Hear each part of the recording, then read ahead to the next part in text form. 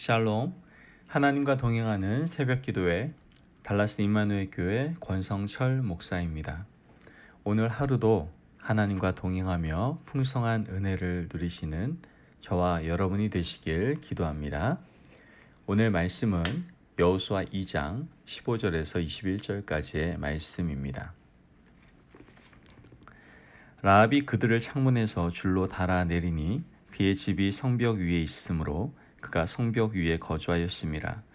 라합이 그들에게 이르되 두렵건대 뒤쫓는 사람들이 너희와 마주칠까 하노니 너희는 산으로 가서 거기서 사흘 동안 숨어 있다가 뒤쫓는 자들이 돌아간 후에 너희의 길을 갈지니라.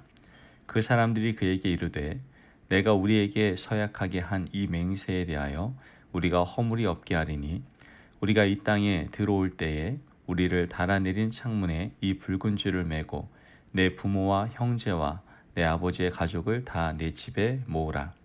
누구든지 내 집 문을 나가서 거리로 가면 그의 피가 그의 머리로 돌아갈 것이요 우리는 허물이 없으리라. 그러나 누구든지 너와 함께 집에 있는 자에게 손을 대면 그의 피는 우리의 머리로 돌아오려니와 내가 우리의 이 일을 누설하면 내가 우리에게 서약하게 한 맹세에 대하여 우리에게 허물이 없으리라 하니 라합이 이르되 너희의 말대로 할 것이라 하고 그들을 보내어 가게 하고 붉은 줄을 창문에 매니라. 아멘. 할렐루야. 하나님의 말씀입니다. 요즘 들어서 더 많이 이런 생각을 하게 되는 것 같습니다. 우리의 삶이 늘 조용하고 평안했으면 얼마나 좋을까라는 생각을 해보게 됩니다. 그러나 이러한 바람과는 좀 다르게 늘 우리의 인생을 살펴보면 위기와 어떠한 어려움의 연속의 삶이 우리에게 계속 되어지는 것을 보게 됩니다. 어떻게 보면 늘 위기의 연속의 삶을 살아가는 것이 우리의 인생이 아닌가라는 생각도 해보게 됩니다. 위기 가운데 절망에 빠지는 그러한 사람이 있는가 하면 또 어떤 사람은 이러한 인생의 위기를 기회로 만드는 사람들이 있죠. 성경에 나오는 또 우리가 본받게 되는 신앙의 선배들의 이야기를 보면 모두 위기를 기회로 만드는 사람이었음을 우리는 알 수가 있게 됩니다. 오늘 본문은 인생에서 가장 어떻게 보면은 위기의 순간을 기회로 바꾼 한 여인의 이야기가 나오는 것을 보게 되죠. 이 어떤 행동은 목숨을 건 그런 결단을 요구하는 순간이었고 정말 쉽지 않은 일이었기에 참 우리가 볼 때 도전을 받을 수밖에 없는 것 같습니다.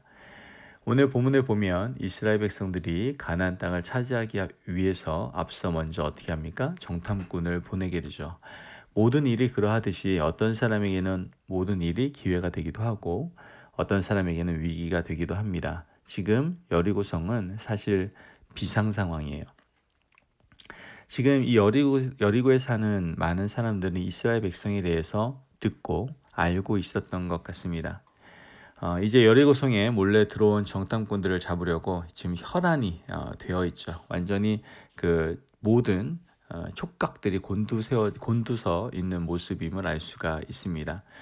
여호수아 2장 2절에 3절 말씀을 보면 어떤 사람이 여리고 왕에게 말하여 이르되 보소서 이 밤에 이스라엘 자손 중에 몇 사람이 이 땅을 정탐하러 이리로 들어왔나이다. 여리고 왕이 라합에게 사람을 보내어 이르되 내게로 와서 내 집에 들어간 그 사람을 끌어내라. 그들은 이 온 땅을 정탐하러 왔느니라. 이렇게 말씀하죠. 여리고 왕에게 고한 사람이 이스라엘 자손 중 몇 사람이라고 분명하게 말했던 것, 그리고 그들이 라합의 집으로 들어간 것을 알았던 것으로 보아서 이미 이 정탐꾼에 대한 모든 내용들을 알고 있었다는 것을 우리는 짐작할 수 있죠. 이러한 상황에서 모든 것이 다 확실하게 가지고 있는 정보를 가지고 있다는 상황 속에서 라합이 이스라엘 정탐꾼을 보호한다는 것, 이거 쉽지 않잖아요. 나 다 알고 왔다 이거예요. 그런데도 이 정탐꾼을 보호한다는 것은 굉장한 결단이 아닐 수가 없었다는 것이죠. 어떻게 보면 그녀의 전 생을 건 모험의 순간이었다라고도 우리는 생각해 볼 수 있을 겁니다. 목숨이 달린 위급한 순간에 정탐꾼과 라합의 대화를 우리는 좀 주목해 볼 필요가 있습니다. 여호수아 2장 13절 말씀을 보면 그리고 나의 부모와 나의 남녀 형제와 그들에게 속한 모든 사람을 살려주어 우리 목숨을 죽음에서 건져내라 라고 얘기를 하죠. 지금 자신의 목숨이 왔다 갔다 하는 그러한 순간입니다. 위급한 순간이에요. 위기의 순간이라고요. 라합은 여리고 성에 닥친 위기 가운데에서 이 순간을 어떻게 보고 있는 거예요? 자신의 기회로 삼는 것을 보게 됩니다. 그리고 그들에게 요구하죠. 자신과 가정을 구원해 달라고 요구하는 그런 기생 라합의 모습을 우리는 볼 수가 있는 것이죠. 여기서 우리가 좀 재밌는 사실 한 가지가 있습니다. 우리는 일반적으로 구원의 기회가 모두에게 열렸다는 말을 수도 없이 들었죠. 그 실질적인 어떠한 예가 바로 이 라합 사건입니다. 오늘 본문에서 라합에 대하여 소개를 할 때 기생이라고 얘기를 하죠. 히브리서 11장 31절과 야고보서 2장 25절 말씀에서도 라합을 기생이라고 소개하는데 이게 원어로 포르네라는 단어입니다. 포르네. 이 포르네라는 단어를 사용하는데 이 단어의 뜻은 매춘부라는 뜻이에요. 참 듣기 좀 부담스러운 단어일 수도 있는데 매춘부라는 말입니다. 하나님이 구원 역사를 행하시고 여리고성을 함락시키고 약속을 이루시는데 누구를 사용하는 거예요? 왕을 사용하는 게 아닙니다. 그 당시에 어떠한 큰 영향력을 끼치던 어떤 사람을 사용한 것이 아니라 매춘부를 사용하셨다는 거예요. 이 매춘부를 사용하셨다는 것 자체가 우리의 생각을 굉장히 깨는 그러한 행동임을 알 수 있습니다. 우리가 잘 아는 것처럼 큰 위기 가운데에서 놀라운 기회의 역사가 나타나는 곳은요. 사실 우리의 예측을 벗어나는 곳에서 더욱 강하게 나타나는 것을 우리는 보게 되죠. 아무도 생각하지 못할 일을 하나님께서 행하십니다. 기생 라합을 사용하셨다는 것은 오늘 우리 가운데도 어느 누구도 하나님의 구원 사역에서 제외될 사람이 없다는 것을 분명히 보여주시는 것이죠. 중요한 것이 있습니다. 그게 뭐예요? 구원 역사에서 누구냐가 문제가 있는 게 아니라 누구냐가 중요한 것이 아니다라는 거예요. 하나님의 말씀과 일하심 앞에서 어떻게 반응하는 것이 바로 중요하다라는 것을 우리에게 말씀해 주고 계시는 것이죠. 이러한 사람이 하나님의 말씀과 일하심 앞에서 어떻게 반응하냐라는 것을 보여주는 그러한 사람만이 바로 지금의 위기를 기회로 바꿀 수 있는 사람인 것을 오늘 말씀에서 우리에게 보여주는 것이죠. 오늘 라합의 이야기에서 중요한 것은 뭡니까? 정탐꾼들이 왜 라합의 집에 들어갔는가? 라는 물음이 아니에요. 그들이 라합의 집에 들어갔을 때 라합이 취한 행동이라는 것에 우리는 주목할 필요가 있다는 것이죠. 적어도 그 여인이 몸을 파는 직업을 가졌을지는 모르겠어요. 하지만 그 여인이 하나님을 알고 있었다는 것 때문에 행한 일들, 그것을 우리가 주목할 필요가 있다는 거예요. 우리가 위기를 기회로 바꾸지 못하는 삶을 사는 것은 바로 우리가 구원받은 자로서 붉은 줄을 내리고 살지 못하고 있기 때문일 수도 있습니다. 여러분, 겉모양이 아니라 하나님이 택하신 자의 반응이 무엇인지를 하나님께서는 보시기를 원하신다라는 것이죠. 한번 이렇게 같이 얘기했으면 좋겠어요. 말해봤으면 좋겠어요. 따라해보세요. 전적인 신뢰가 우리에게 힘들 수도 있겠지만 그 전적인 신뢰가 위기를 기회로 바꿀 수 있습니다. 믿으십니까? 아멘. 라합은 몸을 파는 여자였어요. 하지만 하나님에 대하여 그 여인은 들었고 그 이야기를 어떻게 해요? 받아들였어요. 그리고 그것이 그 라합의 믿음이 된 것이죠. 라합이 하나님에 대하여 들었을 때 어떻게 말을 합니까? 11절 말씀에 우리가 듣자 곧 마음이 녹았고 너희로 말미암아 사람이 정신을 잃었나니 너희 하나님 여호와는 위로는 하늘에서도 아래로는 땅에서도 하나님이시니라. 이렇게 라합이 고백을 하게 되죠. 그래서 전적으로 그녀는 자신의 인생과 가족의 삶을 누구에게 의탁합니까? 하나님께 의탁하는 것을 보게 됩니다. 이것은 모험이 아니라 그가 받은 그 믿음으로 말미암은 전적인 의탁과 신뢰였다라는 것을 우리는 보게 되는 것이죠. 위기를 기회로 바꿀 수 있는 것은 바로 전적인 의탁과 신뢰의 결과로 나타나게 됨을 알 수가 있게 됩니다. 이제 그녀의 삶에 중요한 어떠한 모습이 나타나게 되는 걸 보게 됩니다. 구원의 역사에는 위험이 따르기도 합니다.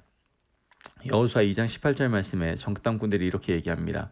우리가 이 땅에 들어올 때에 우리를 달아내린 창문에 이 붉은 줄을 메고 내 부모와 형제와 내 아버지의 가족을 다 내 집에 모으라. 하나님의 구원 역사는 어떻게 해요? 자신에게서만 끝나는 것이 아니라 아주 중요한 영향력을 발휘하게 되는 것을 보게 됩니다. 즉 진정한 어떤 신앙, 믿음은 구원의 역사를 어떻게 해요? 확산시키게 되는 것을 보게 되죠. 바로 라합에게서 그러한 일이 일어나게 됩니다. 비록 비천한 여인이었어요. 몸을 파는 여인이었어요. 그러나 그 한 사람의 믿음으로 말미암아 온 가족이 영향을 받고 구원받게 되는 것을 보게 되는 것이죠. 한 사람의 믿음의 영향력이 위기 가운데에서 바로 주위에 있는 공동체, 그것이 우리에게는 가정이 될 수도 있고 교회가 될 수 있고 그 외의 모든 영역이 될 수 있습니다. 그런 모든 영역에 영향력을 줄 수 있다는 것이죠. 바로 위기를 기회로 바꿀 수 있는 그 놀라운 은혜를 선물로 우리 주위에 있는 모든 공동체에게 줄 수 있게 된다는 것입니다. 우리는 오늘 하루를 살아갑니다. 오늘 하루를 살아갈 때 수많은 만남, 예기치 않은 많은 일들이 벌어질 것입니다. 그리고 그 가운데서 우리는 위기에 봉착할 수도 있을 겁니다. 그 위기의 순간에 우리는 모든 것들을 위기 가운데에서 낙심하고 절망하는 것이 아니라 그 위기의 순간을 기회의 순간으로 바꿀 수 있는 믿음의 사람이 되시길 주의 이름으로 축원합니다. 아멘. 우리가 그러한 위기의 순간을 기회로 만드는 그러한 믿음의 사람이 될 때 그 믿음의 모습은 나 하나로만 그치는 것이 아니라 나를 만나는 또한 내가 포함되어 있는 모든 가정과 모든 공동체 가운데 그 믿음의 영향력이 흘러가게 될 줄을 믿습니다. 여러분들 오늘 이 말씀을 마음에 새기고 오늘도 모든 만남과 모든 일들을 기회의 순간으로 바꾸실 수 있는 하나님의 사람들이 되시길 주의 이름으로 축원합니다. 아멘. 기도합니다. 하나님 감사합니다. 오늘 우리에게 귀한 말씀을 주심을 감사합니다. 우리는 살아가면서 수많은 만남과 많은 일들을 접하게 됩니다. 그 가운데에서 위기를 맞이할 때도 있음을 고백합니다. 예전엔 그 위기를 맞이할 때 내 삶이 무너지는 것 같고 모든 것이 다 아무것도 할 수 없음에 대하여 실망과 또한 좌절을 겪을 때도 많았음을 고백합니다. 그러나 오늘 말씀을 붙들며 나아갑니다. 이젠 위기를 기회로 삼는 믿음의 사람 될 수 있도록 도와주셔서 이 모든 믿음의 영향력이 나와 뿐만 아니라 내 주위에 있는 모든 사람들에게 흘려보낼 수 있는 믿음의 삶, 믿음의 자녀의 삶을 우리가 살아갈 수 있도록 역사하여 주옵소서. 감사함 예수님의 이름으로 기도합니다. 아멘. 오늘도 하나님과 풍성한 은혜를 하나님과 동행하며 풍성한 삶을 누리시는 저와 여러분이 되시길 바랍니다. 승리하십시오.